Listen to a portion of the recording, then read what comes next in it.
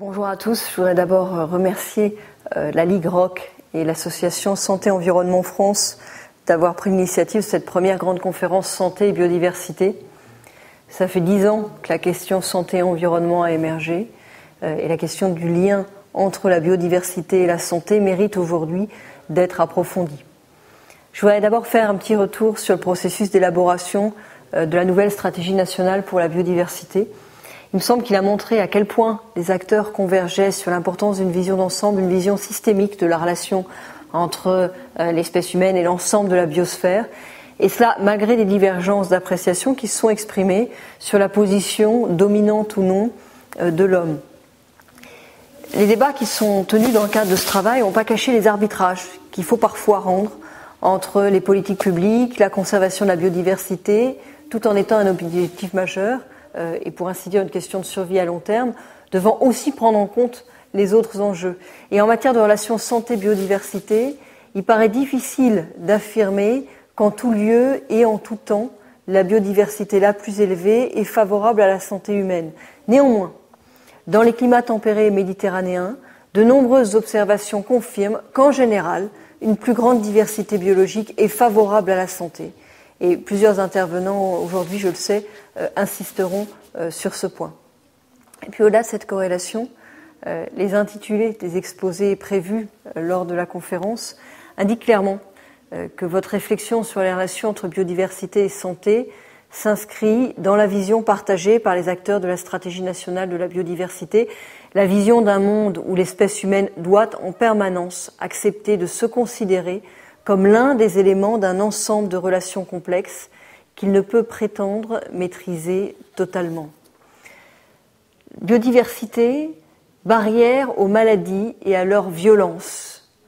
Dans ce domaine, les vertus de la biodiversité microbienne, comme contre-feu aux pathogènes les plus virulents, est connue depuis très longtemps. Ou encore, résistance aux insecticides et contrôle des vecteurs. Ça, c'est un sujet qui conforte nos réflexes d'ingénieurs à des complexités d'un niveau plus élevé que prévu. Je veux dire que parmi tous les thèmes abordés aujourd'hui, je suis particulièrement sensible au sujet de la relation entre faune sauvage, zoonose et maladies humaines.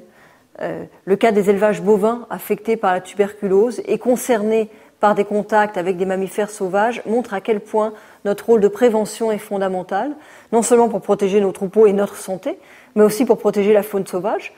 Plus la détection de l'action tarde dans les élevages, plus le nombre d'animaux sauvages contaminés sera important, au point de pouvoir devenir un réservoir de pathogènes que l'homme cherchera alors à éradiquer dans la zone infestée. Et ça, c'est une énorme responsabilité. Dans un même ordre d'idées, il faut se rappeler que l'épidémie d'influenza aviaire avait également donné l'occasion à quelques-uns d'imputer aux oiseaux migrateurs la responsabilité de sa propagation et de leur promettre un sort funeste. Je veux dire enfin que je retrouve avec plaisir dans votre programme un des thèmes du plan « Restaurer et valoriser la nature en ville ». Le rôle des jardins, des espaces de nature dans la ville pour le bien-être et pour la santé. Et les appels à projets écoquartiers ont confirmé que les collectivités, les urbanistes en faisaient désormais un axe majeur de la création urbaine, et c'est bien. Et vous conclurez la journée par un appel à l'action. Je le soutiens totalement, sous tous ses angles. Développement de la recherche sur le lien santé-biodiversité, renforcement des politiques publiques portant sur ce lien, inclusion de cette thématique dans les formations, information des citoyens. C'est, pour ainsi dire, la ligne de conduite de mon ministère en matière d'environnement en général, appliquée au sujet de la conférence. Je sais que cette conférence va être le lieu de débats féconds. Je serai attentive aux suites qu'il me sera possible de donner aux idées qui en émergent dans mon domaine de compétences. J'attends avec impatience vos conclusions. Merci à tous et à bientôt.